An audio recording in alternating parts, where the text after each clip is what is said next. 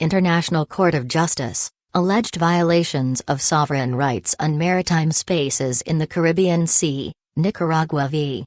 Colombia, summary of judgment, April 21, 2022. 1. General background. The court begins by recalling the geographical and legal background of the case. It notes in particular that the maritime spaces with which the present proceedings are concerned are located in the Caribbean Sea, and that, in the judgment rendered by the court on November 19, 2012 in the case concerning Territorial and Maritime Dispute, Nicaragua v.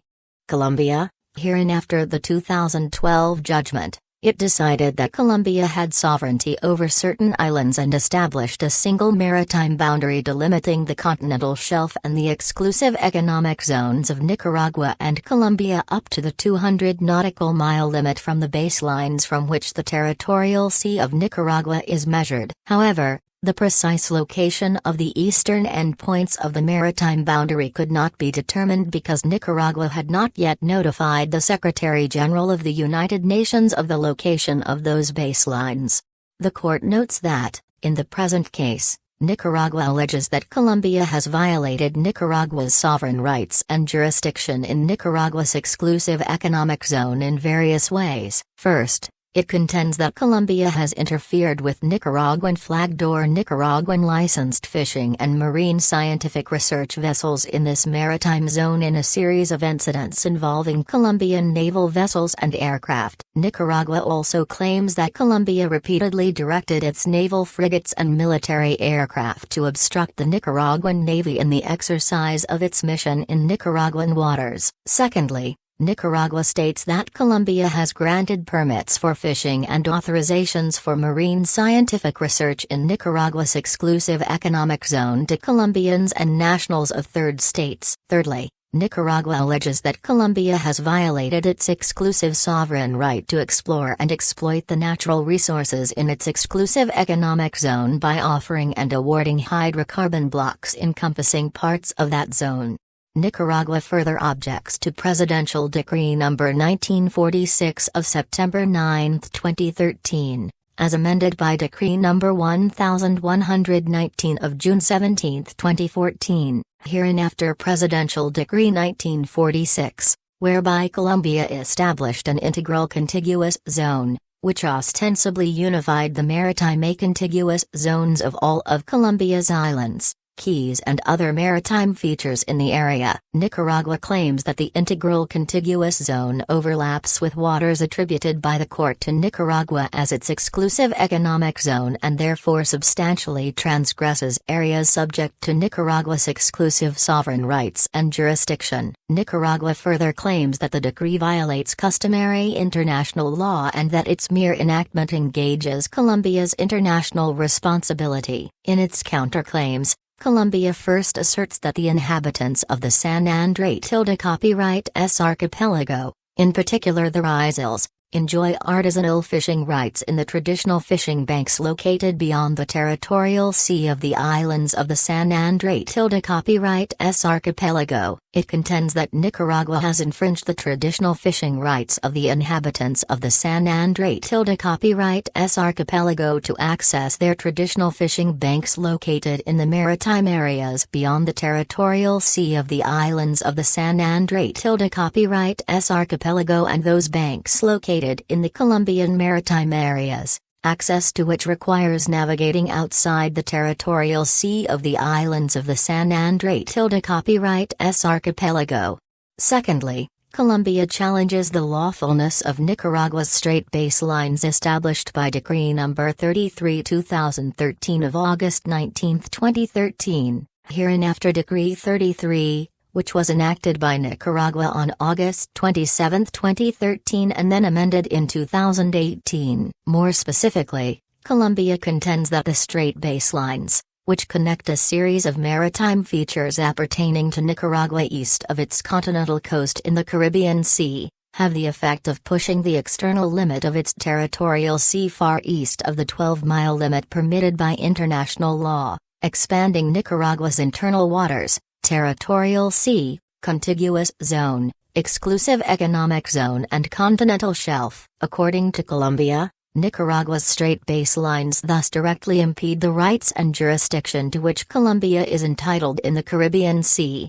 Before examining Nicaragua's claims and Colombia's counterclaims, the court first addresses the scope of its jurisdiction ration temporis, an issue raised by Colombia in its counter-memorial.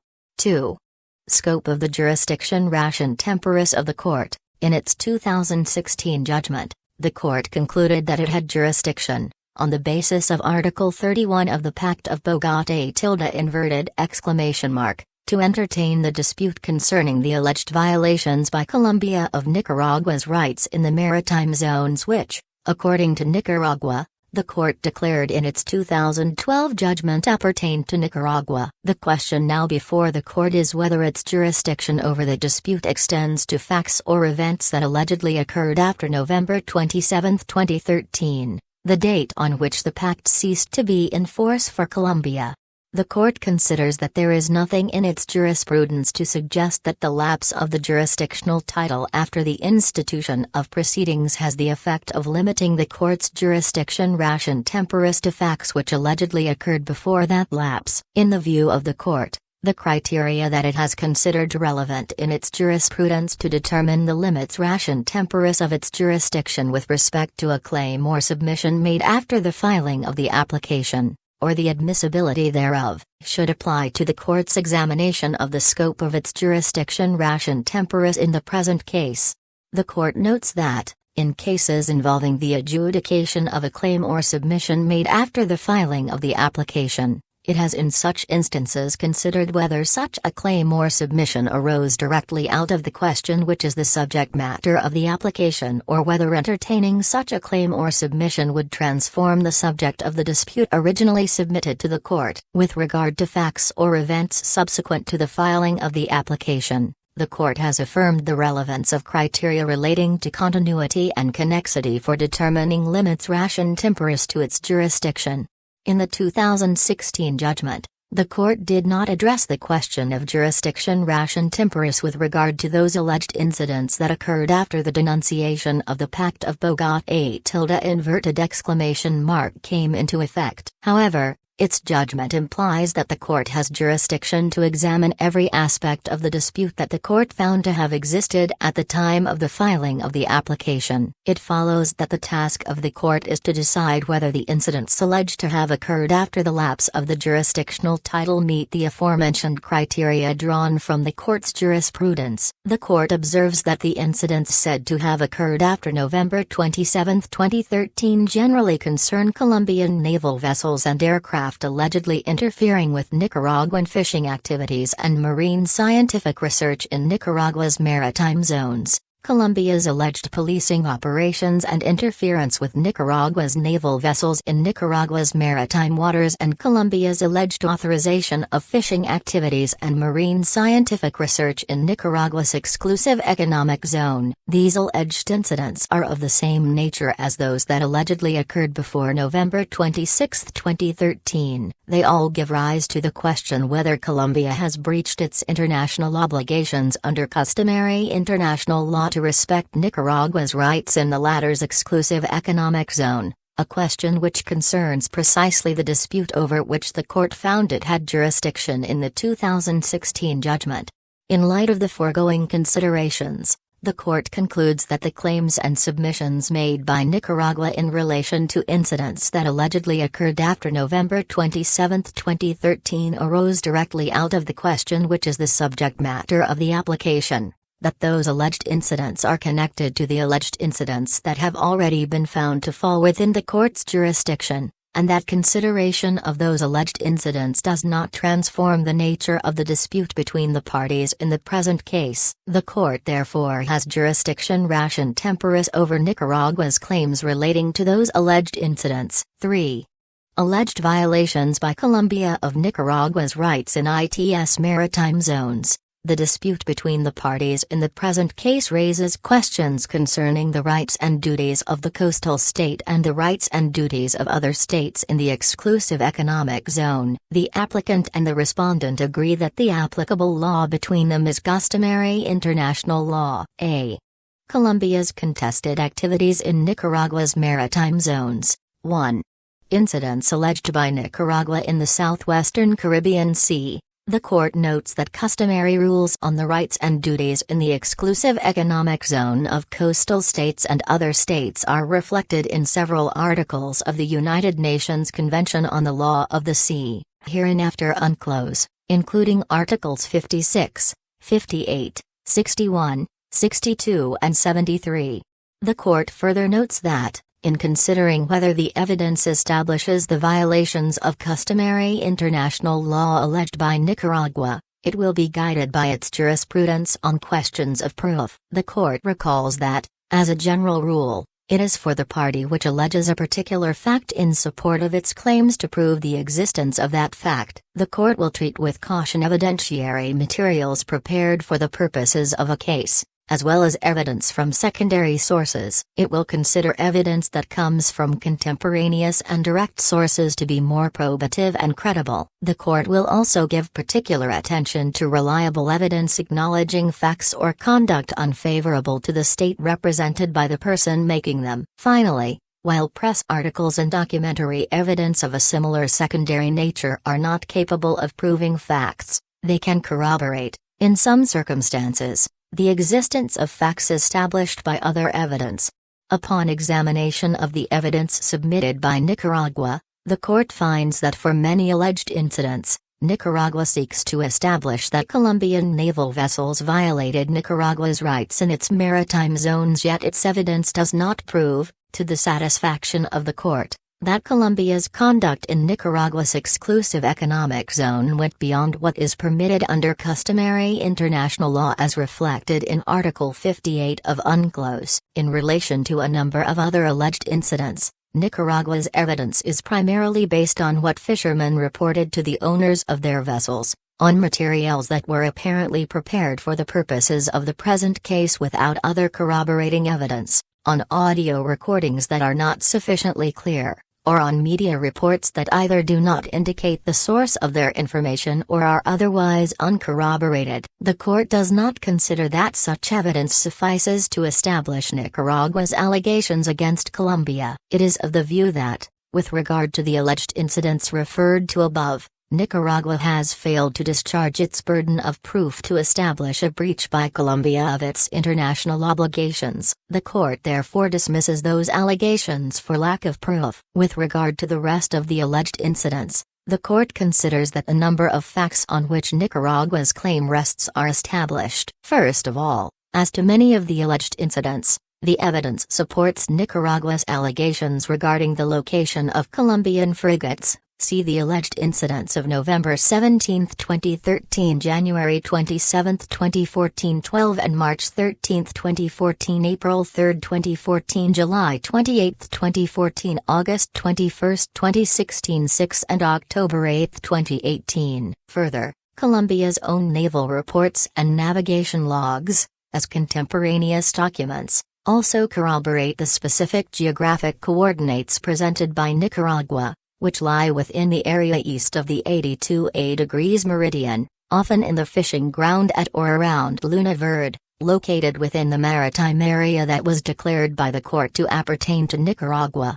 Moreover, the Colombian naval vessels purported to exercise enforcement jurisdiction in Nicaragua's exclusive economic zone. See the alleged incidents of January 27, 2014, March 13, 2014, April 3, 2014, July 28, 2014, March 26, 2015, August 21, 2016. In communications with Nicaraguan naval vessels and fishing vessels operating in Nicaragua's exclusive economic zone, Colombian naval officers, at times reading from a government proclamation, requested Nicaraguan fishing vessels to discontinue their fishing activities, alleging that those activities were environmentally harmful and were illegal or not authorized. These officials also stated to the Nicaraguan vessels that the maritime spaces concerned were Colombian jurisdictional waters over which Colombia would continue to exercise sovereignty on the basis of the determination by the Colombian government that the 2012 judgment was not applicable. The evidence sufficiently proves that the conduct of Colombian naval vessels was carried out to give effect to a policy whereby Colombia sought to continue to control fishing activities and the conservation of resources in the area that lies within Nicaragua's exclusive economic zone.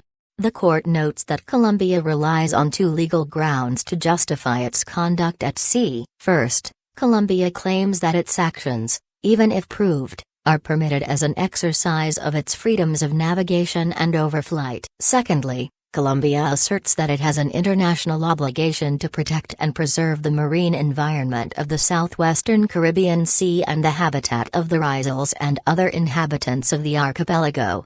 According to customary international law on the exclusive economic zone, Nicaragua, as the coastal state, enjoys sovereign rights to manage fishing activities and jurisdiction to take measures to protect and preserve the maritime environment in its exclusive economic zone. The evidence before the court shows that the conduct of Colombian naval frigates in Nicaraguan maritime zones was not limited to observing predatory or illegal fishing activities or informing fishing vessels of such activities. As claimed by Colombia, this conduct often amounted to exercising control over fishing activities in Nicaragua's exclusive economic zone, implementing conservation measures on Nicaraguan-flagged or Nicaraguan licensed ships, and hindering the operations of Nicaragua's naval vessels. The court considers that Colombia's legal arguments do not justify its conduct within Nicaragua's exclusive economic zone. Colombia's conduct is in contravention of customary rules of international law as reflected in Articles 56, 58 and 73 of UNCLOS. In light of the foregoing considerations, the court finds that Colombia has violated its international obligation to respect Nicaragua's sovereign rights and jurisdiction in the latter's exclusive economic zone by interfering with fishing activities and marine scientific research by Nicaraguan-flagged or Nicaraguan licensed vessels and with the operations of Nicaragua's naval vessels, and by purporting to enforce conservation measures in that zone. 2. Colombia's alleged authorization of fishing activities and marine scientific research in Nicaragua's exclusive economic zone. Before turning to the evidence relating to the incidents at sea alleged by Nicaragua, the court first considers the resolutions under which Nicaragua claims Colombia authorized fishing by Colombian-flagged and foreign vessels in Nicaragua's exclusive economic zone. The resolutions in question were issued by two Colombian governmental authorities: the General Maritime Directorate of the Ministry of National Defense of Colombia, hereinafter DMAR, and the Governor of the San Andrés Tilde Copyright S Archipelago. With regard to the DMAR resolutions, the court observes that they do not specify the extent of the jurisdiction of the San Andrés Tilde Copyright S and Providencia Harbor Masters offices, a crucial issue for the purposes of the present case. Thus, on the basis of the resolutions themselves, the court cannot determine whether the geographical scope of the area in which the listed fishing vessels were authorized to operate extends into Nicaragua's maritime spaces. As regards the resolutions of the Governor of the San Andrés Tilde Copyright S Archipelago, the court notes that the express inclusion of the fishing ground La Esquina or Luna Verde in the fishing zone described in resolutions issued after the 2012 judgment suggests that Colombia continues to assert the right to authorize fishing activities in parts of Nicaragua's exclusive economic zone. The court then examines the alleged incidents at sea to determine whether Colombia authorized fishing activities and marine scientific research in Nicaragua's exclusive economic zone. The court considers that the evidence presented by the parties reveals at least three facts. First, the fishing vessels allegedly authorized by Colombia did engage in fishing activities in Nicaragua's exclusive economic zone during the relevant time. Secondly, such fishing activities were often conducted under the protection of Colombian frigates. Thirdly, Colombia recognizes that the Luna Verde area is in Nicaragua's exclusive economic zone. As regards Colombia's alleged authorization of marine scientific research in Nicaragua's exclusive economic zone, the court cannot find in the resolutions before it any express reference to authorization of marine scientific research operations. Without other credible evidence to corroborate Nicaragua's claim in this regard, the court cannot draw a conclusion from the available evidence that Colombia also authorized marine scientific research in Nicaragua's exclusive economic zone. On the basis of the above considerations, the court concludes that Colombia has violated Nicaragua's sovereign rights and jurisdiction in its exclusive economic zone by authorizing vessels to conduct fishing activities in Nicaragua's exclusive economic zone. 3. Colombia's alleged oil exploration licensing.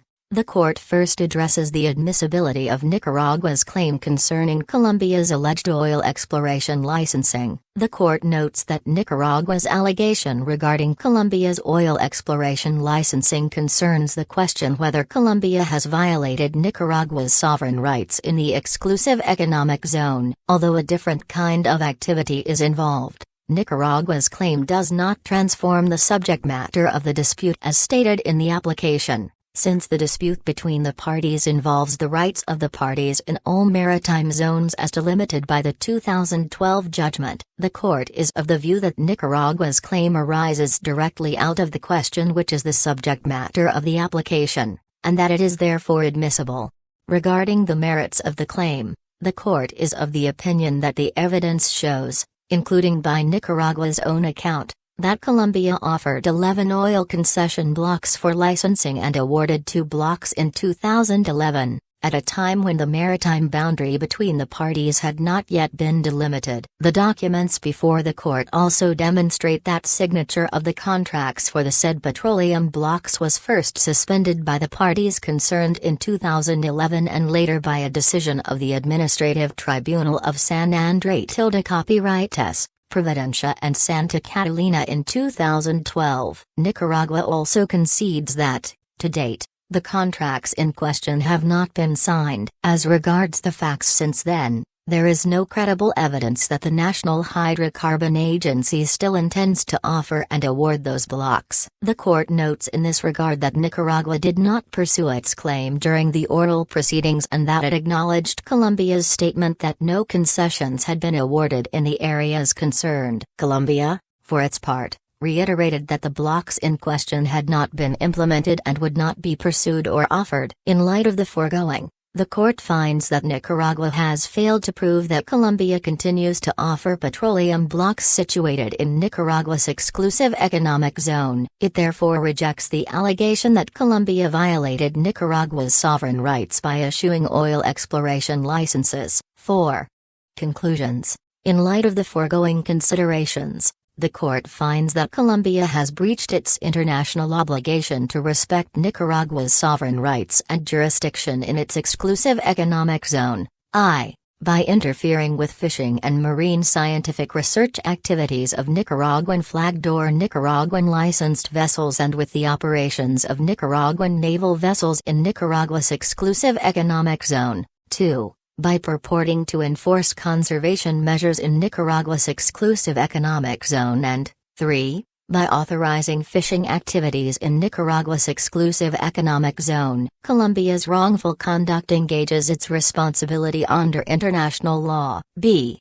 Colombia's integral contiguous zone. The court notes that among its allegations of Colombia's violations of Nicaragua's rights in its maritime zones, Nicaragua refers to Colombia's Presidential Decree 1946, which establishes an integral contiguous zone around Colombian islands in the Western Caribbean Sea. Nicaragua does not deny Colombia's entitlement to a contiguous zone, but it maintains that both the geographical extent of the integral contiguous zone and the material scope of the powers which Colombia claims it may exercise therein exceed the limits permitted under customary international rules on the contiguous zone. In Nicaragua's view, by establishing the integral contiguous zone, Colombia violated Nicaragua's rights in the latter's exclusive economic zone. 1.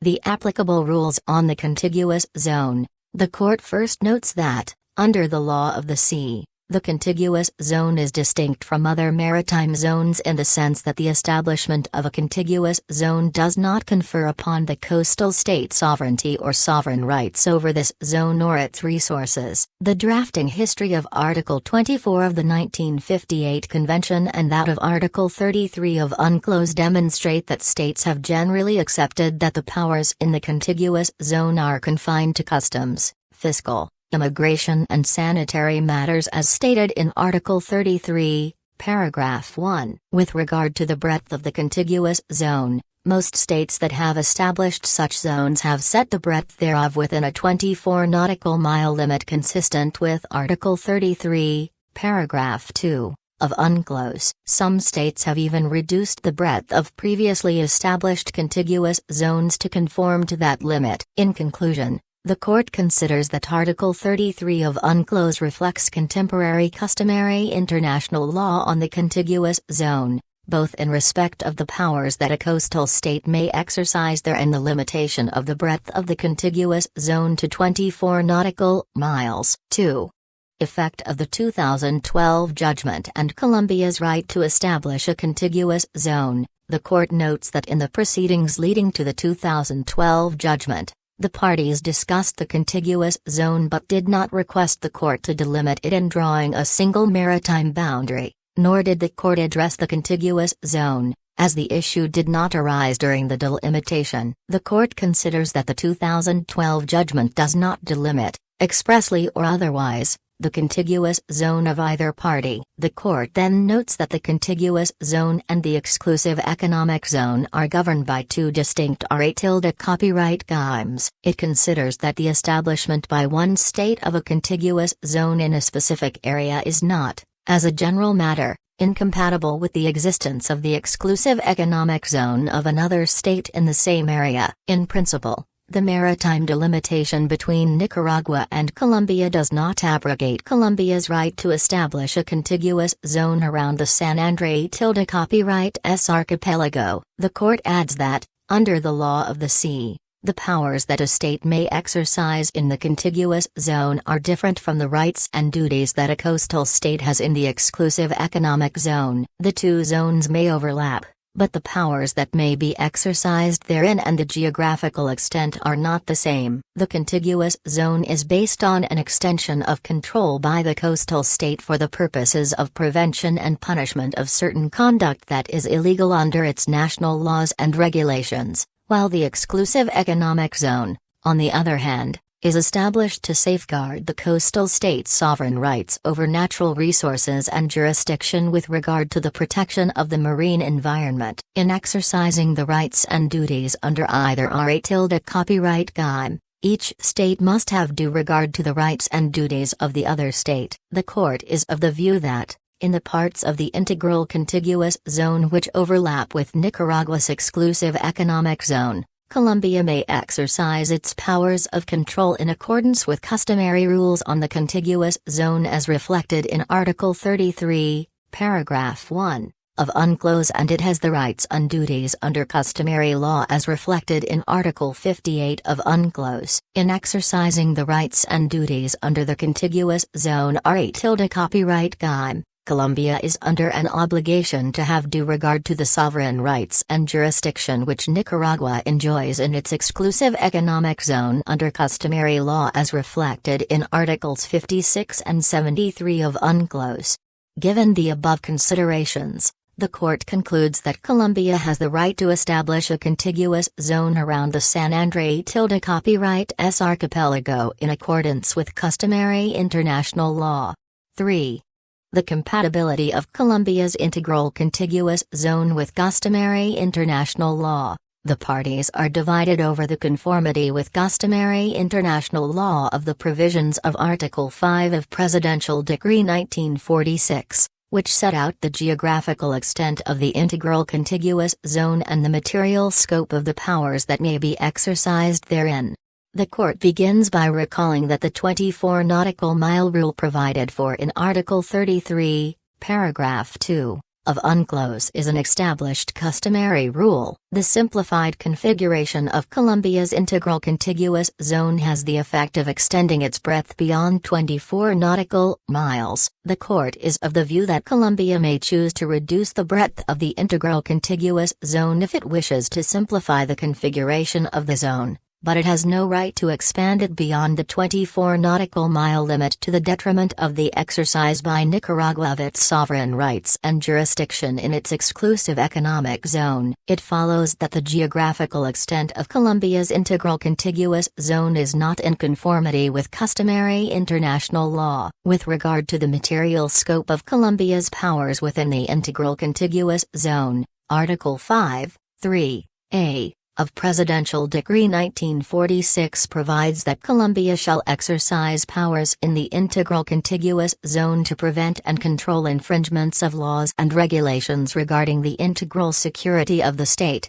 including piracy, trafficking of drugs and psychotropic substances, as well as conduct contrary to the security in the sea and the national maritime interests, the customs, fiscal, migration and sanitary matters, and that, in the same manner, violations against the laws and regulations related with the preservation of the maritime environment and the cultural heritage will be prevented and controlled. Under this provision, the scope of the powers under which the Colombian authorities may exercise control in the contiguous zone is therefore much broader than the material scope of the powers enumerated in Article 33, paragraph 1, of UNCLOS.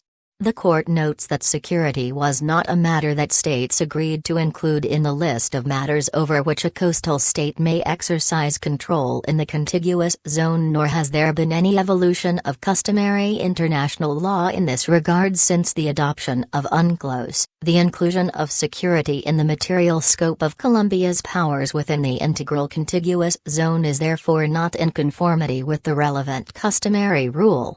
In respect of the power to protect national maritime interests, Article 5(3) of Presidential Decree 1946, through its broad wording alone, appears to encroach on the sovereign rights and jurisdiction of Nicaragua as set forth in Article 56, paragraph 1, of UNCLOS. This is also true with regard to violations of laws and regulations related with the preservation of the environment, since the coastal state, Nicaragua in the present case, has jurisdiction in its exclusive economic zone over the protection and preservation of the marine environment. Yet, if exercised in the area overlapping with Nicaragua's exclusive economic zone, the powers conferred on the Colombian authorities under Article 5(3) of Presidential Decree 1946 would encroach on the sovereign rights and jurisdiction of Nicaragua. Article 5(3)(a) of Presidential Decree 1946 also refers to cultural heritage. In support of its position, Colombia invokes Article 303, paragraph 2, of UNCLOS, which gives the coastal state the power to exercise control over objects of an archaeological and historical nature found in its contiguous zone and provides that the removal of such objects can be regarded as an infringement of its laws and regulations on customs, fiscal, immigration or sanitary matters. Taking into account state practice and other legal developments in this field, the court is of the view that Article 303, paragraph 2, of UNCLOS reflects customary international law. It follows that Article 5(3) of Presidential Decree 1946, insofar as it includes the power of control with respect to archaeological and historical objects found within the contiguous zone, does not violate customary international law. 4. Conclusion. In light of the foregoing, the court finds that the integral contiguous zone established by Colombia's Presidential Decree 1946 is not in conformity with customary international law in two respects. First, the geographical extent of the integral contiguous zone contravenes the 24 nautical mile rule for the establishment of the contiguous zone. Secondly, Article 5(3) of Presidential Decree 1946 confers certain powers on Colombia to exercise control over infringements of its laws and regulations in the integral contiguous zone that extend to matters that are not permitted by customary rules as reflected in Article 33, Paragraph 1, of UNCLOS. Having reached this conclusion, the Court will consider the question whether the establishment of the integral contiguous zone by enactment of Presidential Decree 1946 constitutes, in and of itself, a breach by Colombia of its international obligations owed to Nicaragua, which engages its international responsibility. In the absence of a general rule applicable to the question whether a state engages its international responsibility by the enactment of national legislation, the Court examines this question. In light of the obligations of which Colombia is allegedly in breach in the specific context of the case, it notes that Colombia's Presidential Decree 1946 was initially issued not long after the delivery of the 2012 judgment and that the enactment of Presidential Decree 1946, among other things, contributed to the dispute between the parties, which eventually led to the institution of the present proceedings by Nicaragua. The Court is mindful that Colombia amended Presidential Decree 1946 in 2014 to provide that the decree will be applied in compliance with international law. However, it does not consider that this additional provision is sufficient to address the concern raised by Nicaragua in this regard. The Court is of the view that Colombia is under an international obligation to remedy the situation. On the basis of these considerations, the Court concludes that, in respect of the maritime areas in which Colombia's integral contiguous zone overlaps with Nicaragua's exclusive economic zone, Colombia's integral contiguous zone, which the Court has found to be incompatible with customary international law as reflected in Article 33 of UNCLOS, infringes upon Nicaragua's sovereign rights and jurisdiction in the exclusive economic zone. Colombia's responsibility is thereby engaged. Colombia has the obligation, by means of its own choosing, to bring the provisions of Presidential Decree 1946 into conformity with customary international law insofar as they relate to maritime areas declared by the Court in its 2012 judgment to appertain to Nicaragua. C. Conclusions and remedies. The Court has concluded that Colombia breached its international obligation to respect Nicaragua's sovereign rights and jurisdiction in its exclusive economic zone, thereby engaging its responsibility under international law. Colombia must therefore immediately cease its wrongful conduct. The Court has also found that the integral contiguous zone established by Colombia's Presidential Decree 1946 is not in conformity with customary international law and that in the maritime areas where the integral contiguous zone overlaps with Nicaragua's exclusive economic zone, the integral contiguous zone infringes upon Nicaragua's sovereign rights and jurisdiction in the exclusive economic zone, thereby engaging Colombia's responsibility. Colombia therefore has the obligation, by means of its own choosing, to bring the provisions of Presidential Decree 1946 into conformity with customary international law insofar as they relate to maritime areas declared by the Court in its 2012 judgment to appertain to Nicaragua. The Court notes that, in its final submissions, Nicaragua made a number of requests for additional remedies. Considering the nature of Colombia's internationally wrongful acts, the Court considers that the remedies stated above suffice to redress the injury that Colombia's internationally wrongful acts have inflicted on Nicaragua. As regards the request by Nicaragua to order Colombia to pay compensation, the Court considers that in the course of the proceedings Nicaragua did not offer evidence demonstrating that Nicaraguan flagged or Nicaraguan licensed vessels or their fishermen suffered material damage or were effectively prevented from fishing as a result of Colombia's acts of interference by its naval frigates in Nicaragua's exclusive economic zone. Therefore, Nicaragua's request for compensation must be rejected. Finally, the Court considers that Nicaragua's request that the Court remain seized of the case until Colombia recognizes and respects Nicaragua's rights in the Caribbean Sea as attributed by the 2012 judgment has no legal basis and must therefore be rejected. 4. Counterclaims made by Colombia. A.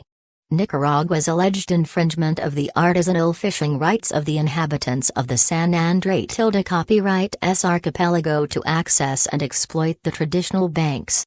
The court observes that Colombia's counterclaim relating to the artisanal fishing rights said to be enjoyed by the inhabitants of the San Andrés Tilde copyright S archipelago, including the Rizals, in the traditional fishing banks located beyond the territorial sea of the islands of the San Andrés Tilde copyright S archipelago is premised on two main contentions. First, Colombia asserts that the inhabitants of the San Andrés Tilde copyright S archipelago, in particular the Rizals, have for centuries practiced traditional or artisanal fishing in locations now falling in Nicaragua's exclusive economic zone. The alleged long-standing practices amongst those communities are said to have given rise to an uncontested local customary norm between the parties or to customary rights of access and exploitation that survived the establishment of Nicaragua's exclusive economic zone. Additionally, Colombia points to statements of President Ortega, the head of state of Nicaragua,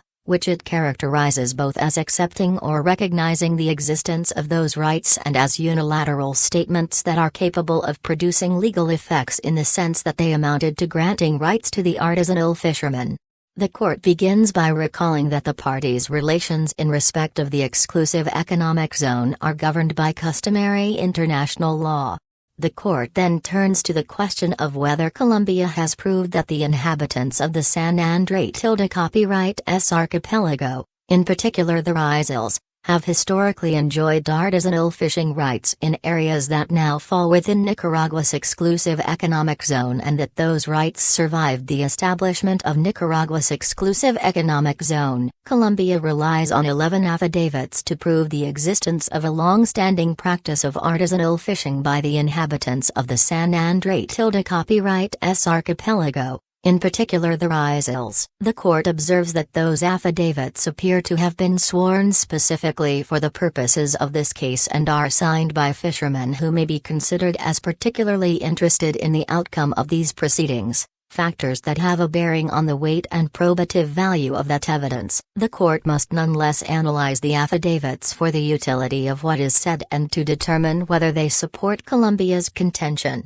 Having reviewed those affidavits, the court observes that they contain indications that some fishing activities have in the past taken place in certain areas that had once been part of the high seas but now fall within Nicaragua's exclusive economic zone. However, the court also notes that the affidavits do not establish with certainty the periods during which such activities took place, or whether there was in fact a constant practice of artisanal fishing spanning many decades or centuries, as claimed by Colombia. The court also notes that most of the affiants speak of having conducted their activities in waters surrounding the Colombian features or in fishing grounds located within Colombia's territorial sea, rather than Nicaraguan maritime areas. The court is of the view that the 11 affidavits submitted by Colombia do not sufficiently establish that the inhabitants of the San Andrés Tilde copyright S archipelago, in particular the Rizals, have been engaged in a long-standing practice of artisanal fishing in traditional fishing banks located in waters now falling within Nicaragua's exclusive economic zone.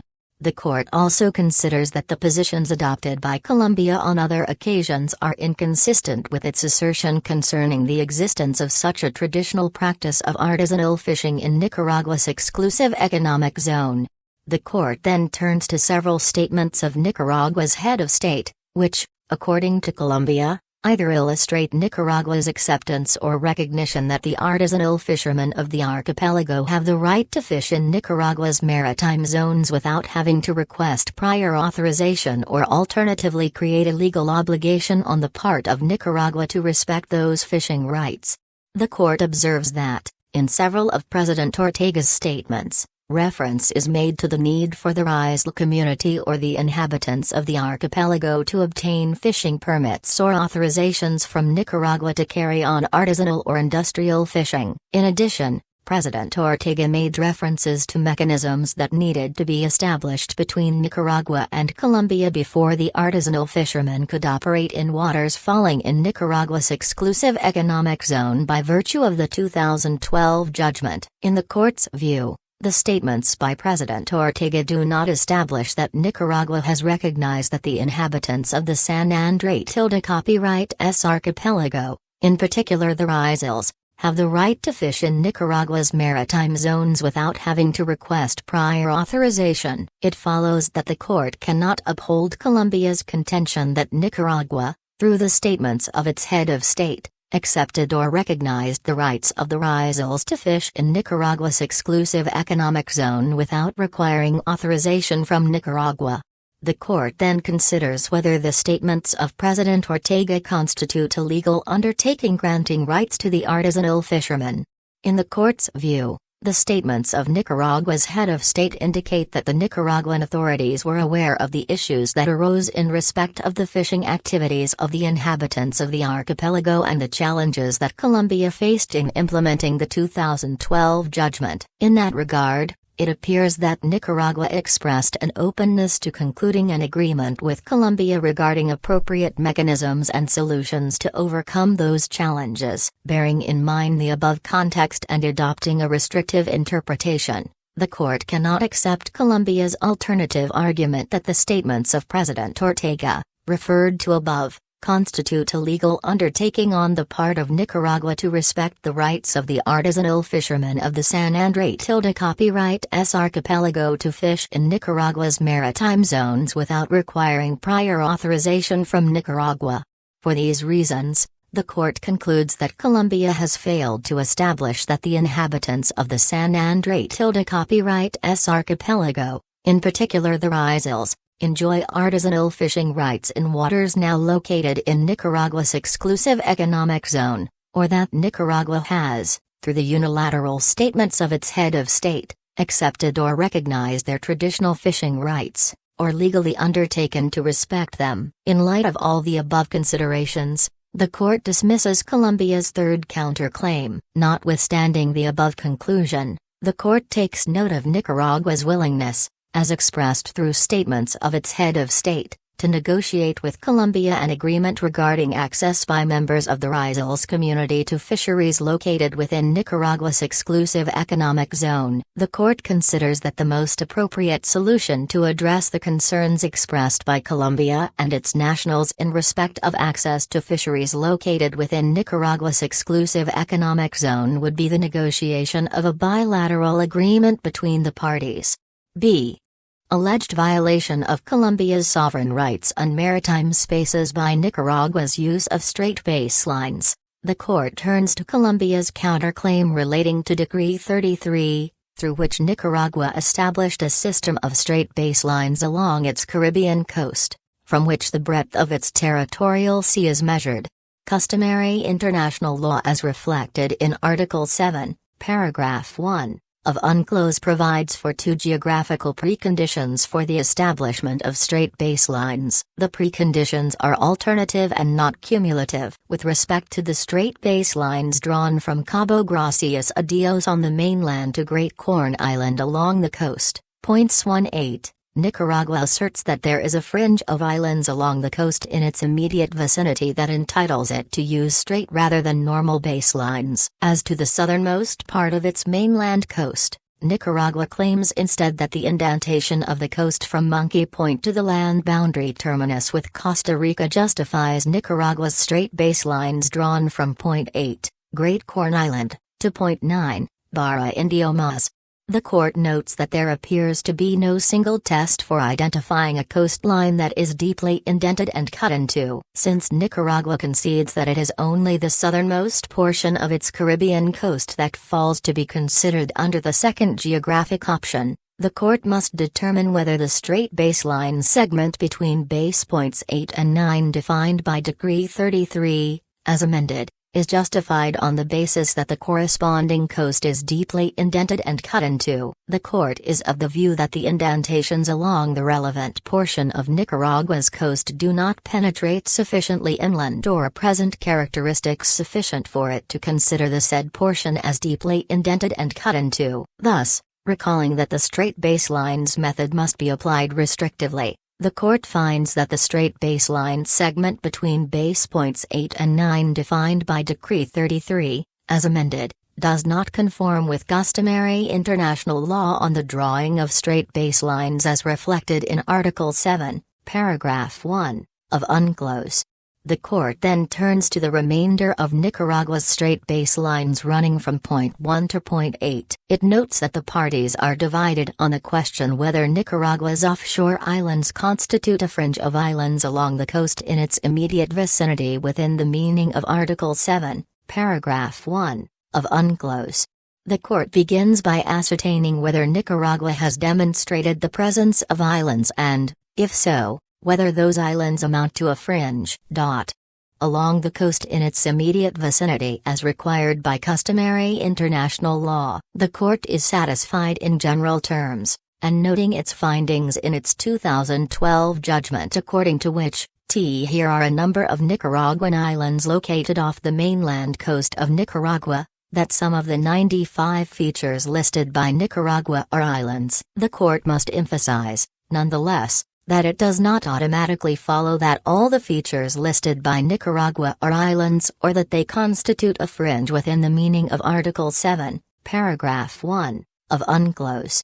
The parties are divided concerning the insular nature of Edinburgh Cay and about whether this feature may be considered an island for the purpose of drawing straight baselines under Article 7 of UNCLOS. In light of the case file, the court considers that there are serious reasons to question whether such is the case. Thus, significant questions arise as to its appropriateness as the location for a base point for the drawing of straight baselines under the same provision. The court adopts the view that Nicaragua has not demonstrated the insular nature of this feature. In respect of the existence of a fringe of islands, the court notes that there are no specific rules regarding the minimum number of islands. Although the phrase fringe of islands implies that there should not be too small a number of such islands relative to the length of the coast. Given the uncertainty about which of the 95 features are islands, the court is not satisfied, on the basis of the maps and figures submitted by the parties, that the number of Nicaragua's islands relative to the length of the coast is sufficient to constitute a fringe of islands along Nicaragua's coast.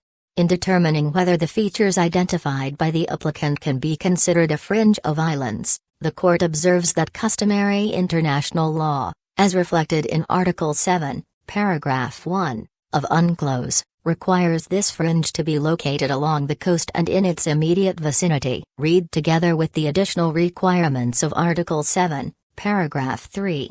According to which the drawing of straight baselines must not depart to any appreciable extent from the general direction of the coast, and the sea areas lying within the lines must be sufficiently closely linked to the land domain to be subject to the RA copyright guime of internal waters. The specific requirements of Article 7, Paragraph 1, indicate that a fringe of islands must be sufficiently close to the mainland so as to warrant its consideration as the outer edge or extremity of that coast. It is not sufficient that the concerned maritime features be part, in general terms, of the overall geographical configuration of the state. They need to be an integral part of its coastal configuration. Bearing in mind these considerations, the court is of the opinion that the Nicaraguan islands are not sufficiently close to each other to form a coherent cluster or a chaplet along the coast and are not sufficiently linked to the land domain to be considered as the outer edge of the coast. Nicaragua asserts that there are numerous small cays between the mainland and the Corn Islands and that as a consequence the territorial seas of the two merge and overlap in order to illustrate the relationship between the islands and the mainland. However, the court notes that Nicaragua's straight baselines enclose large maritime areas where no maritime feature entitled to a territorial sea has been shown to exist. The court further notes that the features and islands located towards the south of Nicaragua's mainland coast appear to be significantly detached from the islands grouped in the north. Furthermore, a notable break in continuity of over 75 nautical miles can be observed between Ned Thomas Cay, on which Nicaragua has plotted base point 4, and man-of-war Cays where base point 5 is located. Nicaragua concedes that the groups of islands along its coast are separate. Furthermore, the court is not convinced that Nicaragua's islands guard part of the coast in such a way that they have a masking effect on a large portion of the mainland coast. The court notes that the parties disagree about the approach to be adopted to assess the extent of the masking effect of the islands and propose different methods by way of different projections, without adopting a view concerning the relevance of the projections suggested by the parties in assessing the masking effect of islands for the purpose of Article 7, Paragraph 1, of UNCLOS. The court considers that, even if it were to accept Nicaragua's approach, the masking effect of the maritime features that the applicant identifies as islands is not significant enough for them to be considered as masking a large proportion of the coast from the sea. In light of the above findings, the court cannot accept Nicaragua's contention that there exists a continuous fringe or an intricate system of islands, islets and reefs which guard this part of the coast of Nicaragua. It follows that Nicaragua's strait baselines do not meet the requirements of customary international law reflected in Article 7, Paragraph 1, of UNCLOS. Nicaragua's own evidence establishes that the strait baselines convert into internal waters certain areas which otherwise would have been part of Nicaragua's territorial sea or exclusive economic zone and convert into territorial sea certain areas which would have been part of Nicaragua's exclusive economic zone. Nicaragua's strait baselines thus deny to Colombia the rights to which it is entitled in the exclusive economic zone, including the freedoms of navigation and overflight and of the laying of submarine cables and pipelines, as provided under customary international law as reflected in Article 58, Paragraph 1, of UNCLOS. For the reasons set out above, the court concludes that the strait baselines established by Decree 33, as amended, do not conform with customary international law. The court considers that a declaratory judgment to that effect is an appropriate remedy. 5. Operative clause. For these reasons, the court, 1, by 10 votes to 5, finds that its jurisdiction, based on Article 31 of the Pact of Bogotá to adjudicate upon the dispute regarding the alleged violations by the Republic of Colombia of the Republic of Nicaragua's rights in the maritime zones which the court declared in its 2012 judgment to appertain to the Republic of Nicaragua, covers the claims based on those events referred to by the Republic of Nicaragua that occurred after November 27, 2013. The date on which the Pact of Bogotá ceased to be in force for the Republic of Colombia. In favor, President Donahue, Vice President Jiverjan, Judges Tumka, Zhu, Sebutand, Bandauri, Robinson, Salam, Iwasawa, Judge Ad Hoc. Against, Judges Abraham, Benauna, Yusuf, Nolt, Judge Ad Hoc. McRae, 2, by 10 votes to 5, finds that, by interfering with fishing and marine scientific research activities of Nicaraguan flagged or Nicaraguan licensed vessels and with the operations of Nicaraguan naval vessels in the Republic of Nicaragua's exclusive economic zone and by purporting to enforce conservation measures in that zone, the Republic of Colombia has violated the Republic of Nicaragua's sovereign rights and jurisdiction in this maritime zone. In favor, President Donahue, Vice President Jiverjan, Judges Tumka, Zhu, Sebutand, Bandauri, Robinson, Salam, Iwasawa, Judge Ad Hoc. Against, Judges Abraham, Benauna, Yusuf, Nolt, Judge Ad Hoc. McRae, 3, by 9 votes to 6, finds that, by authorizing fishing activities in the Republic of Nicaragua's exclusive economic zone, the Republic of Colombia has violated the Republic of Nicaragua's sovereign rights and jurisdiction in this maritime zone. In favor, President Donahue, Judges Tumka, Zhu, Sebutand, Bandauri, Robinson, Salam, Iwasawa, Judge Ad Hoc. Against, Vice President Jiverjan, Judges Abraham, Benauna, Yusuf, Nolt, Judge Ad Hoc. McRae, 4, by 9 votes to 6, finds that the Republic of Colombia must immediately cease the conduct referred to in points 2 and 3 above. In favor, President Donahue, Judges Tumka, Zhu, Sebutand, Bandauri, Robinson, Salam, Iwasawa, Judge Ad Hoc.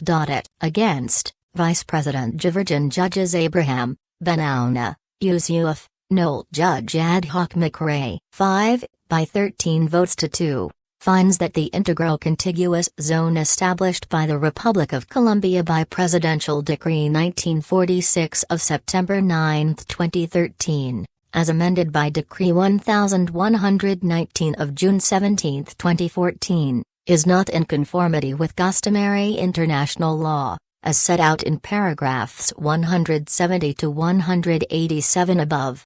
In favor, President Donahue, Vice President Jiverjan, Judges Tumka, Benauna, Yusuf, Zhu, Sebutand, Bandauri, Robinson, Salam, Iwasawa, Nolt Judge Ad Hoc. It. Against, Judge Abraham, Judge Ad Hoc McRae 6, by 12 votes to 3, finds that the Republic of Colombia must, by means of its own choosing, bring into conformity with customary international law the provisions of Presidential Decree 1946 of September 9, 2013, as amended by Decree 1119 of June 17, 2014, insofar as they relate to maritime areas declared by the court in its 2012 judgment to appertain to the Republic of Nicaragua. In favor, President Donahue, Vice President Jiverjan, Judges Tumka, Benauna, Zhu, Sebutand, Bandauri, Robinson, Salam, Iwasawa, Nolt Judge Ad Hoc. It.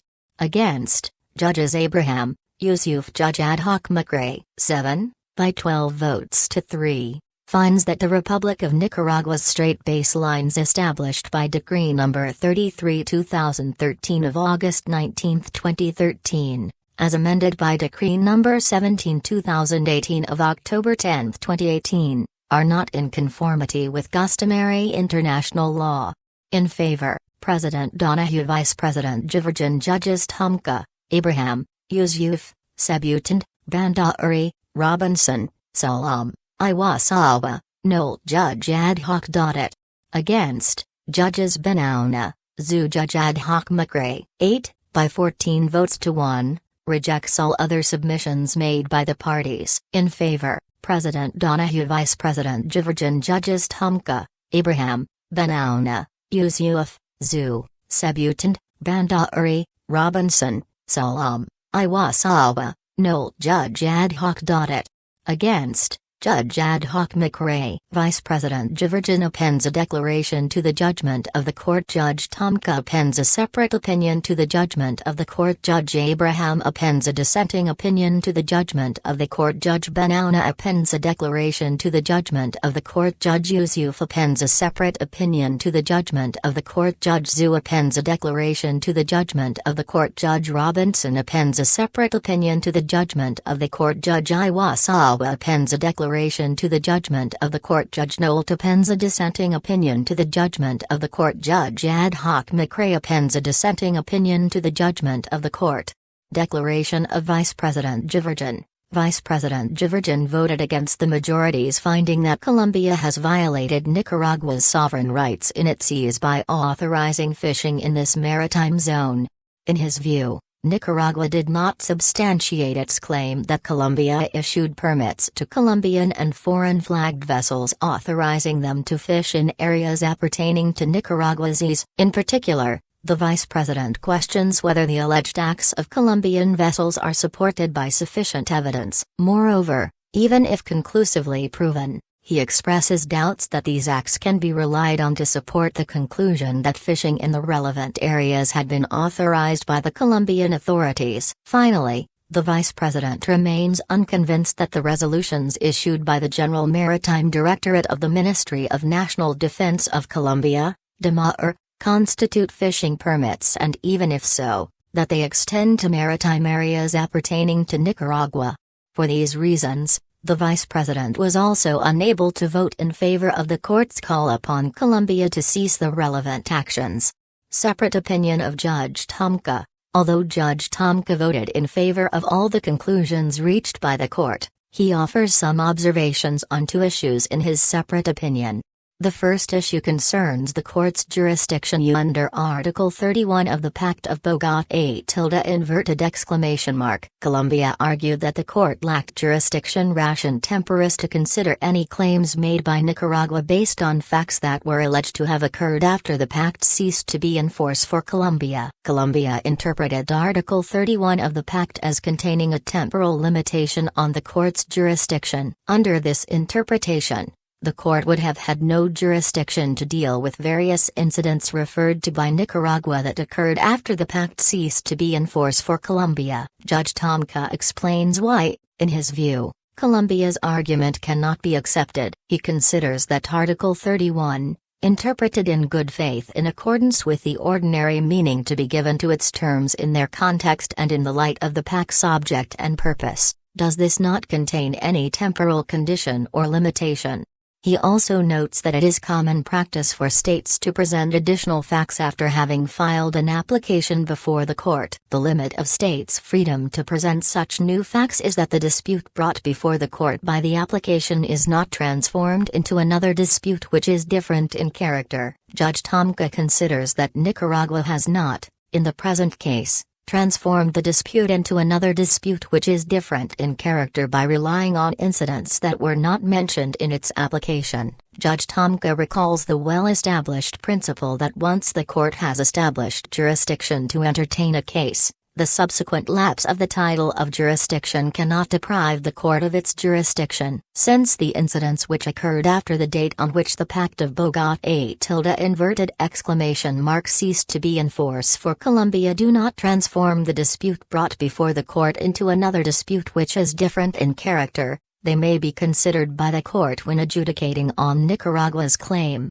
Judge Tomka, however, does not share the court's view that the phrase "so long as the present treaty is in force" in Article 31 of the Pact of Bogotá limits the period within which such a dispute must have arisen. In his view, that phrase does not suggest any temporal condition or limitation as to the disputes over which the court has jurisdiction. Rather, in his view, this phrase concerns the validity in time of the title of jurisdiction provided for in Article 31 of the Pact. An applicant may initiate proceedings against another state party to the Pact only during the period in which the title of jurisdiction is in force. Judge Tomka then turns to a second issue, namely the court's finding on Nicaragua's strait baselines and the legal consequences of this finding. He notes that the court draws no legal consequences from its finding that Nicaragua's strait baselines are not in conformity with customary international law, but that, by contrast, the court draws such consequences with respect to its finding that Colombia's integral contiguous zone is not in conformity with customary international law. He notes that this discrepancy can only be explained by the fact that Colombia, in contrast with Nicaragua, did not formally request the court to draw any legal consequences from its finding on Nicaragua's strait baselines. In his view, there is no doubt that Nicaragua must bring its strait baselines in the Caribbean Sea into conformity with the provisions of the United Nations Convention on the Law of the Sea. These baselines, after all, also affect the interests and rights of other states. Dissenting opinion of Judge Abraham.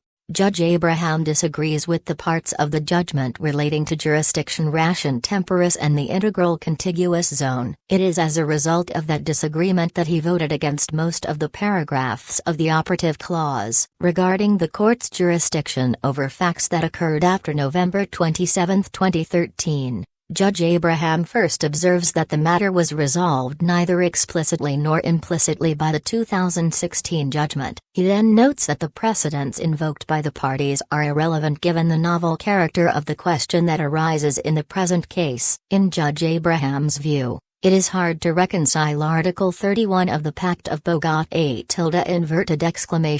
with the idea that the court can exercise its jurisdiction over facts that occurred after the denunciation of the pact took effect, that those facts were invoked in the context of a case which was already pending before the court does not alter that finding. Judge Abraham observes that the precedents referred to by the court concern the admissibility of new claims introduced in the course of proceedings, rather than its jurisdiction. In his view, The relative flexibility shown in the jurisprudence on the admissibility of such new claims is not justified when the court has to examine a question of jurisdiction, an area in which a certain rigor is called for. Although the court examined this issue from the standpoint of jurisdiction in the case concerning certain questions of mutual assistance in criminal matters, Djibouti v. France, in that instance it was a matter of interpreting the material scope of France's consent to the jurisdiction of the court, and not a question of jurisdiction ration temporis. Judge Abraham acknowledges that the court may be required to examine facts occurring after the lapse of the jurisdictional title in a situation where the facts form an indivisible whole. In the present case, the facts subsequent and prior to the critical date are entirely separable, even though they are more or less of a similar nature. With respect to the question of the integral contiguous zone, Judge Abraham is of the view that the approach adopted by the majority is too abstract. He emphasizes that Nicaragua's claim was limited to alleged violations of its own rights in its exclusive economic zone, a fact of which the judgment tends to lose sight. In this instance, the question of the conformity of the integral contiguous zone with international law does not fully coincide with the question of respect for the rights invoked by Nicaragua as a coastal state. For Judge Abraham, it is the sovereign rights and jurisdiction of the coastal state as they derive from the customary rule reflected in Article 56, paragraph 1, A, and B, of UNCLOS that should have served as reference points for the examination of Decree 1946 establishing the contiguous zone. The question of the breadth of the integral contiguous zone was of little relevance in this regard. With respect to the provisions of Decree 1946 relating to security, Judge Abraham considers that the judgment does not demonstrate that there has been a violation of the sovereign rights and jurisdiction of Nicaragua, but merely examines, in abstracto, whether those provisions are in conformity with customary international law. Finally, Judge Abraham is of the view that the mere promulgation by Colombia of the decree in question, without any concrete measures to implement the provisions at issue, cannot in itself be regarded as constituting an internationally wrongful act, since the decree could be interpreted, at the implementation stage, in a manner which reconciles it with Nicaragua's rights. Declaration of Judge Benauna. Judge Benauna voted against the decision of the court, which found that it had jurisdiction ration temporis to entertain facts and events alleged by Nicaragua to have occurred after November 27, 2013, paragraph 261, subparagraph 1. He considers the court should have interpreted the Pact of Bogotá and in particular the compromissory clause contained in its Article 31, using the means of interpretation provided for in the 1969 Vienna Convention on the Law of Treaties. In order to comply with Article 31 of the Pact of Bogotá, the court should thus have declared that it lacked jurisdiction to rule on all incidents alleged by the applicant to have occurred after the critical date of November 27, 2013.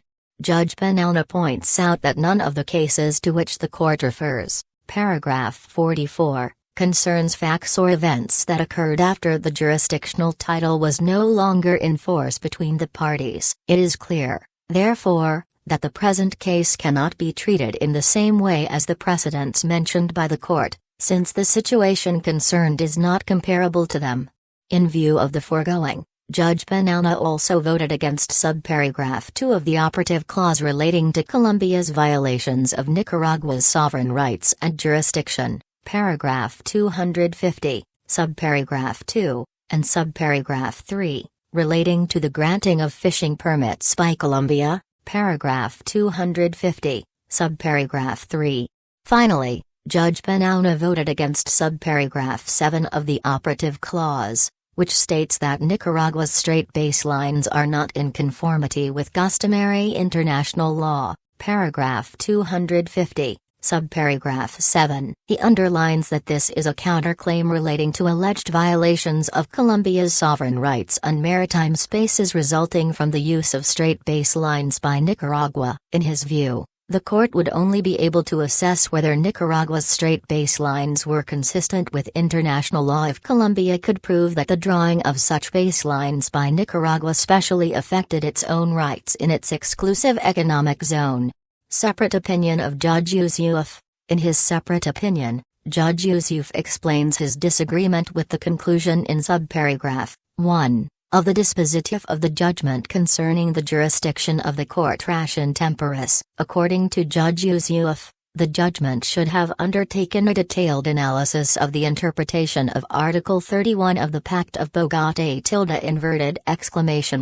which sets out the limits and conditions of the court's jurisdiction. In his view, an interpretation of the text of Article 31 would have led to the conclusion that the court's jurisdiction ration temporis does not extend to claims by Nicaragua based on incidents that occurred after November 27, 2013, the date on which the Pact of Bogotá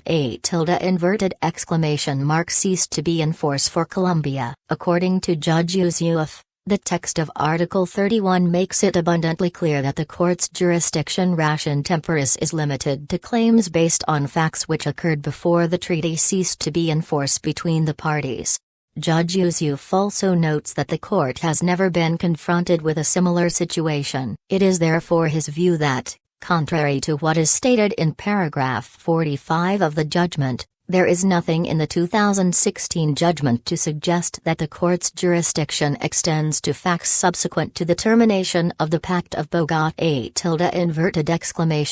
with respect to Colombia. The dispute found by the court to exist in its 2016 judgment was limited to the facts at the date on which the application was filed, that is before the lapse of the jurisdictional title. Additionally, Judge Yusuf is of the view that the court's jurisprudence on the admissibility of new facts or claims that occurred after the filing of the application, but while the title of jurisdiction still existed, is inapposite to the question of whether the lapse of the jurisdictional title had an effect on the court's jurisdiction to examine incidents that allegedly occurred after the Pact of Bogotá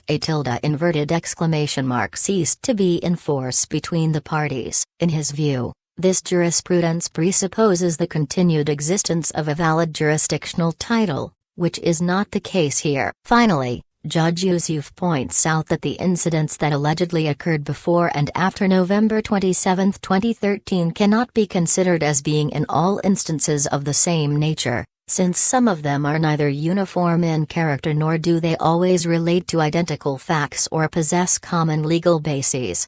Judge Yusuf also disagrees with the court's conclusion in subparagraph 6 of the dispositive concerning the conformity with customary international law of the provisions of the Colombian Presidential Decree 1946 of September 9, 2013 as amended by Decree No. 1119 of June 17, 2014. It is not solely by enacting the provisions of the decree as such, but through their implementation in establishing the integral contiguous zone and enforcing its powers therein that Colombia has breached the rights of Nicaragua in the latter's ease. The judgment itself does not say anywhere that Colombia has breached its obligations under customary international law by merely enacting the decree, or that it is the decree, in and of itself, which is not in conformity with international law. It rather finds that it is the integral contiguous zone established by Colombia that is not in conformity with customary international law. This finding is afterwards reflected in subparagraph 5 of the dispositive, with which subparagraph 6 is not consistent. Therefore, according to Judge Yusuf, the obligation to bring the situation into conformity with customary international law should, by logical necessity, relate to the integral contiguous zone itself, rather than the provisions of the presidential decree as such, as formulated in subparagraph 6 of the dispositive. Declaration of Judge Zhu. Judge Zhu agrees with the court's conclusion on Colombia's third counterclaim relating to the artisanal fishing rights of the inhabitants of the San Andrés Copyright S archipelago, in regard to traditional or historic fishing rights. However, she makes a few observations. Judge Zhu considers that traditional fishing rights, which primarily concern artisanal fishing that may have existed for centuries, are recognized and protected under customary international law. She notes that, At the second and third United Nations conferences on the law of the sea, states held divergent views as to whether a coastal state should enjoy exclusive rights to exploit living resources in the exclusive economic zone and to what extent traditional fishing may be maintained. In this regard, both traditional artisanal fishing and distant water industrial fishing were mentioned. Contrary to Nicaragua's assertion that developing countries strenuously objected to the protection of traditional fishing rights,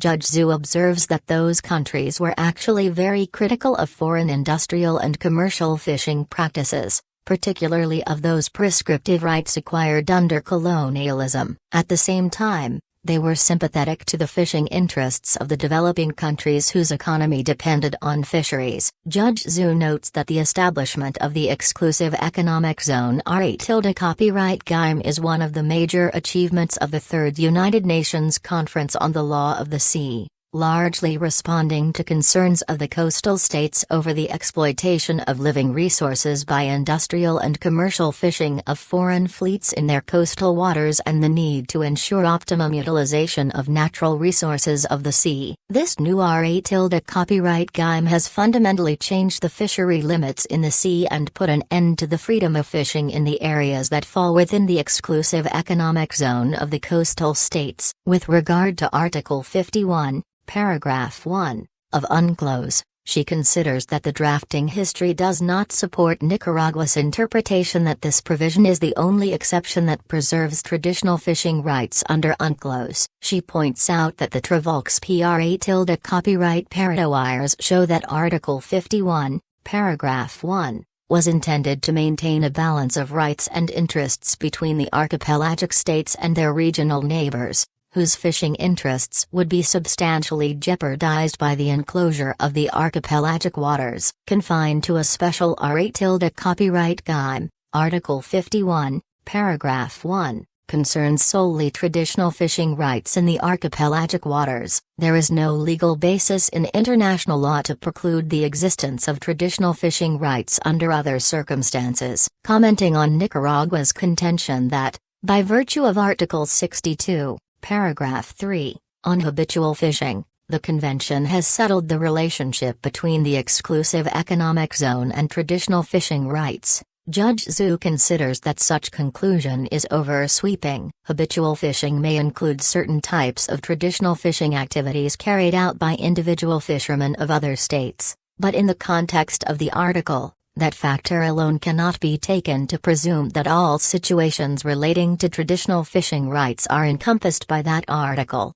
In Judge Zhu's view, the advent of the copyright GIME of the exclusive economic zone as set forth in UNCLOS does not, in and of itself, extinguish traditional fishing rights that may be found to exist under customary international law. On the relationship between UNCLOS and customary international law, Judge Zhu refers to the settled jurisprudence of the court and states that, unless and until traditional fishing rights are explicitly negated by treaty law or new customary rules, they will continue to exist under customary international law. As the preamble of UNCLOS affirms, matters not regulated by this convention continue to be governed by the rules and principles of general international law.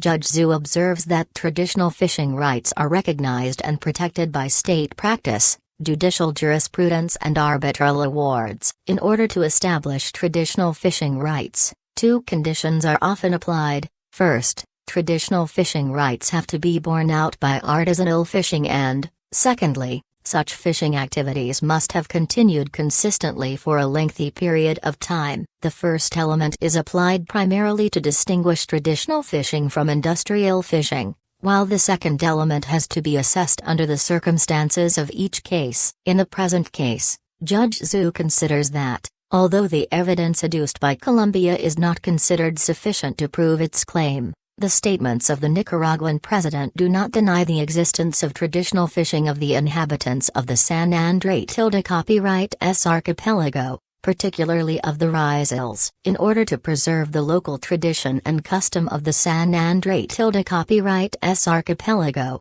she takes the view that an agreement on fisheries for the benefit of the Rizals community between the parties would contribute to a stable and cooperative relationship in the region. Separate opinion of Judge Robinson. 1.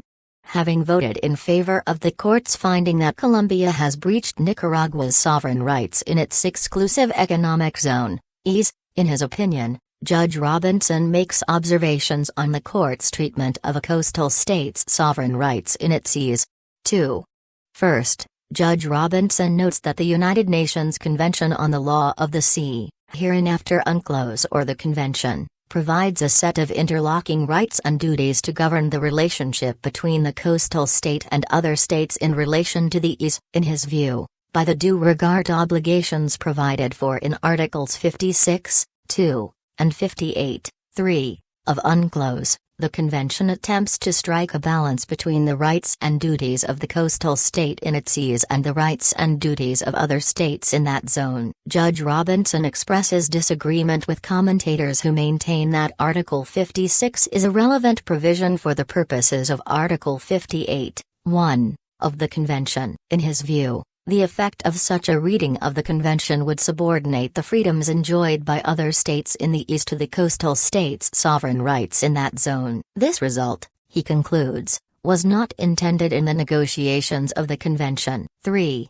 Judge Robinson considers that the issues raised by Nicaragua's claim and Colombia's response call for an examination of the rights, duties and jurisdiction of the coastal state in its seas, as well as the nature of the rights and freedoms of other states in the zone, particularly the freedom of navigation. In this regard, he is of the view that the judgment of the court would have been significantly strengthened by a discussion of the nature of the coastal state's sovereign rights in its seas to show that those rights are exclusive to the coastal state, and a discussion of the nature and scope of the freedom of navigation on which Colombia relied. 4.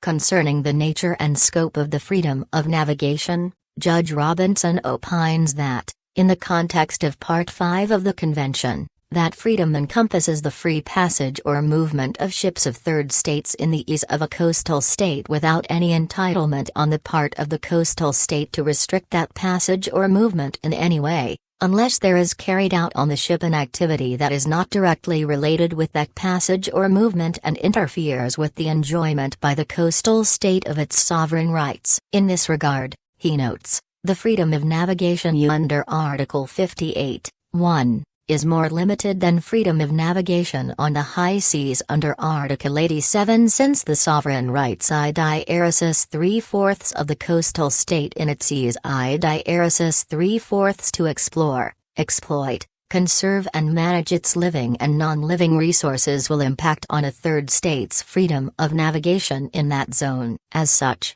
the activities carried out by Colombian naval vessels of harassing Nicaraguan fishermen and stopping Nicaraguan fishing vessels or other Nicaraguan licensed vessels in order to apply what Colombia considers to be proper conservation methods, are not directly related to the passage of the ship and do not fall within the scope of the freedom of navigation under Article 58. Those activities, therefore, constitute a breach of Nicaragua's sovereign rights to explore, exploit, conserve and manage its natural resources, including fishing. In any event, by carrying out those activities in Nicaragua's seas, Colombia would have failed to satisfy the substantive due regard requirement of Article 58(3). 5. Judge Robinson next considers the nature and scope of Nicaragua's sovereign rights in its seas. In his view, it is not merely, as the court holds, that rights relating to the exploration, exploitation, conservation and management of the natural resources of the EEZ, as well as the power to design conservation policies for the zone, are specifically reserved for the coastal state. Rather, it is that they are exclusively reserved for the coastal state. This conclusion follows from the history of the development of the concept of an EEZ, the negotiations preceding the adoption of UNCLOS, and the text of the convention itself. Judge Robinson further notes that the design of the convention does not admit of states other than the coastal state exercising any of the sovereign rights attributed to that state in its seas for the purpose of conserving and managing the fisheries resources. The only exception to this exclusivity, Judge Robinson opines, is the obligation under Article 62(2) to give other states access to the surplus of the allowable catch through agreements or other arrangements. and in doing so to have particular regard to the provisions of Articles 69 and 70. 6.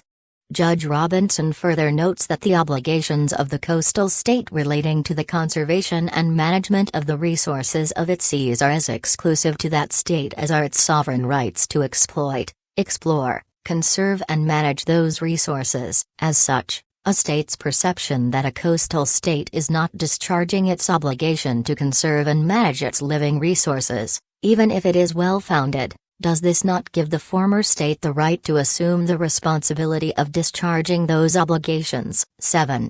An important indicator of the exclusivity of the coastal state's sovereign rights to conserve and manage the living resources of its seas, in Judge Robinson's estimation, is the extensive and far-reaching power given to the coastal state pursuant to Article 73, 1. Of the Convention. If the coastal state has exclusive sovereign rights for the purpose of exploring, exploiting, conserving and managing its living and non-living resources, it is to be expected that it would also have the power to adopt measures within the zone that would enable it to enjoy those rights. This conclusion, Judge Robinson states, is supported by the decision of the International Tribunal for the Law of the Sea in M. v. Virginia G.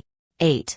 Finally, Judge Robinson considers whether the jurisdiction of a state over vessels flying its flag is an exception to the exclusive sovereign rights of the coastal state in its seas. Judge Robinson concludes that while the power of the flag state over its vessels under Articles 92 and 94 of UNCLOS is exclusive, the exercise of that power within the seas of a coastal state is governed by Article 58, 2, of the Convention, which provides that Articles 88 to 115 and other pertinent rules of international law apply to the exclusive economic zone insofar as they are not incompatible with this part. Thus, while a flag state has exclusive jurisdiction over its ships on the high seas, and may therefore set conservation standards for those ships while they are on the high seas, in the seas it is the coastal state that has the exclusive right and duty to set the applicable conservation standards for the zone.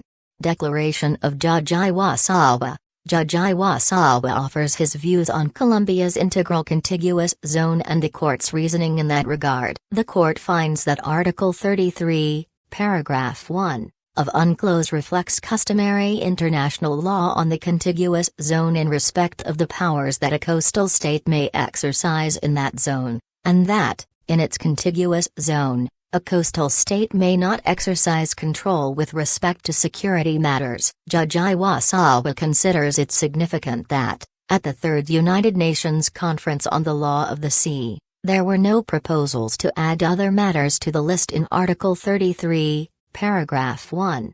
Article 56, paragraph 1, of UNCLOS provides that, in the exclusive economic zone, the coastal state has a. sovereign rights over natural resources and b. jurisdiction with regard to the protection of the marine environment. Paragraph 1, c. further indicates that the coastal state also has other rights provided for in the Convention. Judge Iwasawa explains that the coastal state has freedom of navigation in its exclusive economic zone. Judge Iwasawa considers that the power to prevent and control infringements relating to the integral security of the state, including drug trafficking and conduct contrary to security in the sea in Article 5, 3. of Colombia's Presidential Decree 1946 does not, in itself, affect Nicaragua's sovereign rights and jurisdiction, but it unquestionably encroaches on Nicaragua's freedom of navigation in its exclusive economic zone. The court concludes that Colombia's integral contiguous zone is not in conformity with customary international law and infringes upon Nicaragua's sovereign rights and jurisdiction in its exclusive economic zone. Judge Iwasawa is of the view that Colombia's integral contiguous zone also infringes on Nicaragua's freedom of navigation in its exclusive economic zone. As regards appropriate remedies, the court finds that Colombia must, by means of its own choosing, bring into conformity with customary international law the provisions of Presidential Decree 1946, insofar as they relate to maritime areas declared by the court in its 2012 judgment to appertain to Nicaragua. Judge Iwasawa points out that the court indicates a remedy in this form in response to Nicaragua's request in its final submissions. Dissenting opinion of Judge Nolt. In his dissenting opinion, Judge Nolt explains the reasons for his disagreement with the court's decision to recognize and exercise jurisdiction with regard to facts or events which took place after November 27, 2013, the date on which the Pact of Bogotá ceased to be in force with respect to Colombia. Judge Nolt believes that the reasoning underlying this decision is not convincing. According to Judge Nolt, all but one of the cases cited in support of the court's exercise of jurisdiction ration temporis concern the admissibility of late claims, not the jurisdiction of the court ration temporis. In his view, the one remaining decision, certain questions of mutual assistance in criminal matters, Djibouti v. France, offers an abiter dictum which only nominally addresses jurisdiction ration temporis. Judge Nolt is of the view that the question is whether the parties to the Pact of Bogotá intended to limit the temporal scope of the jurisdiction conferred on the court. According to Judge Nolt, this question should be answered by way of an interpretation of Articles 31 and LVI of the Pact of Bogotá in accordance with the customary rules on the interpretation of treaties, and not by applying certain elements of the court's jurisprudence which concern other legal questions. In his view, the parties cannot be presumed to have intended to extend the jurisdiction of the court to what are severable factual elements which could not have been submitted independently after the expiration of the court's jurisdictional basis. While acknowledging that this may be different for acts, or a series of acts, which together constitute a composite act in the sense of Article 15 of the ILC Articles on State Responsibility, he is of the view that the legal significance of the incidents alleged by Nicaragua to have taken place before November 27, 2013 is not affected by alleged subsequent incidents. These considerations, according to Judge Nolt, indicate that a termination under Article 31 has the effect of precluding the court's consideration of facts or events which occur after the treaty has expired for a party. Finally, Judge Nolt notes that by drawing only a very limited conclusion from the evidence presented by the parties with respect to the alleged Miss Sophia incident, the court in effect acknowledges that Nicaragua has not proven any of the incidents which allegedly took place before November 27, 2013. Dissenting opinion of Judge Ad Hoc McRae. Judge Ad Hoc McRae dissents in respect of all of the court's findings in the case, although, as a preliminary matter, he notes that he does agree with the court's conclusion that Colombia's integral contiguous zone should not exceed 24 nautical miles. Judge Ad Hoc McRae considers that the court's conclusion that it has jurisdiction ration temporis in respect of events that allegedly took place after the lapse of the jurisdictional title is crucial, because Colombia's responsibility in respect of alleged incidents in Nicaragua's is almost exclusively founded on post-jurisdiction events. Judge Ad Hoc McRae argues that the court provides no explanation why the rule for the admissibility of events subsequent to the date of application should be applied to events subsequent to the lapse of jurisdictional title. For Judge Ad Hoc McRae, considerations of efficiency, which warrant the assumption of jurisdiction over events subsequent to the date of the application, are not present where the jurisdictional title has lapsed. Judge Ad Hoc McRae explains that, while the court may take account of events after the lapse of the jurisdictional title, it may not establish responsibility on their basis. In Judge Ad Hoc McRae's view, both the court's jurisprudence and its 2016 judgment are silent on the point now decided by the court, and policy considerations in favor of the position taken by the court are outweighed by the principle that jurisdiction must be based on consent. Judge Ad Hoc McRae then turns to Colombia's contested actions in Nicaragua's, noting from the outset that Colombia's responsibility could not have been established if it were not for events outside the court's jurisdiction ration temporis. With respect to the incidents involving interaction between the Nicaraguan Coast Guard and Colombian naval vessels, and a marine scientific research vessel, Judge Ad hoc McRae points out that the court should have focused on the conduct alleged to have occurred, rather than on the mere presence of vessels in Nicaragua's seas. Judge Ad hoc McRae then turns to the incidents involving Colombian naval vessels confronting Nicaraguan flagged or authorized fishing vessels, observing that these incidents did not involve enforcement action on the part of Colombia. In those few incidents where specific action is alleged, the facts are disputed. In Judge Ad hoc McRae's view, the court concluded that Colombia asserted control based on Colombia's statements, whereas it should have instead examined Colombia's conduct. Judge Ad hoc McRae argues that the court should have focused on the fact that Colombia's activities in Nicaragua's seas were simply those of monitoring and informing. However, Judge Ad hoc McRae considers that by failing to inform Nicaragua of those activities, Colombia had not exercised its rights in Nicaragua's seas with due regard to Nicaragua's rights as a coastal state. Judge Ad hoc McRae further considers that the evidence on which the court relies for its finding that Colombia authorized fishing in Nicaragua's seas is at best problematic. According to Judge Ad hoc McRae, the incidents invoked by the court do not constitute proof of licenses being issued by Colombia and, even if the facts were established, they would show at most that when exercising its rights, Colombia failed to have due regard to Nicaragua's rights as a coastal state. Turning to the question of Colombia's ICC, Judge Ad hoc McRae notes his agreement with the court's conclusion that Colombia's ICC may overlap with Nicaragua's seas and that it may not exceed 24 nautical miles. However, Judge Ad hoc McRae considers that the powers claimed by Colombia are in conformity with international law. Judge Ad hoc McRae argues that the rule reflected in Article 33 of UNCLOS should be interpreted in an evolutionary manner, so that it meets contemporary concerns with respect to security and health, including the protection of the environment. Judge Ad hoc McRae further emphasizes that, in its ICC, Colombia claims the power to prevent and punish acts committed on its territory or in its territorial sea, but not in the ICC itself. Therefore, there is no basis for the court's conclusion that Colombia was asserting a power to conserve, protect and preserve the marine environment in Nicaragua's seas.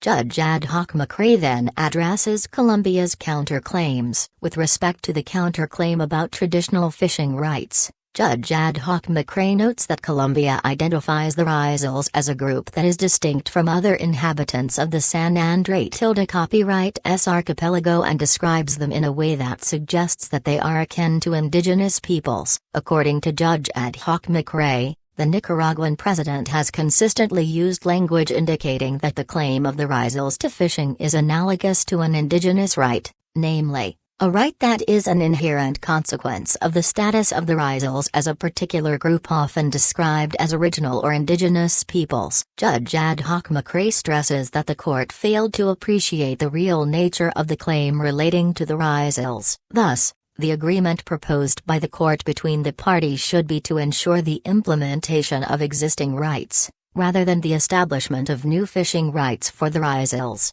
Lastly, Judge Ad hoc McRae argues that the court's approach to the counterclaim concerning Nicaragua's use of straight baselines constituted a decontextualized application of the law relating to drawing straight baselines in disregard of relevant state practice. Judge Ad hoc McRae explains that the terms of Article 7 of UNCLOS reflect the court's findings in the 1951 fisheries case, which however cannot easily be applied to coasts different from those of Norway. In Judge Ad hoc McRae's view, the court failed to clarify the imprecise terms of Article 7. Judge Ad hoc McRae argues that the court should have instead considered how states have interpreted and applied those terms in practice. According to Judge Ad hoc McRae, Nicaragua's straight baselines do not seem to be out of line with the practice of states, which, as Judge Ad hoc McRae observes, is rarely objected to by other states. Judge Ad hoc McRae concludes by noting that this was not the case for the court to provide a definitive interpretation of Article 7 of UNCLOS and that,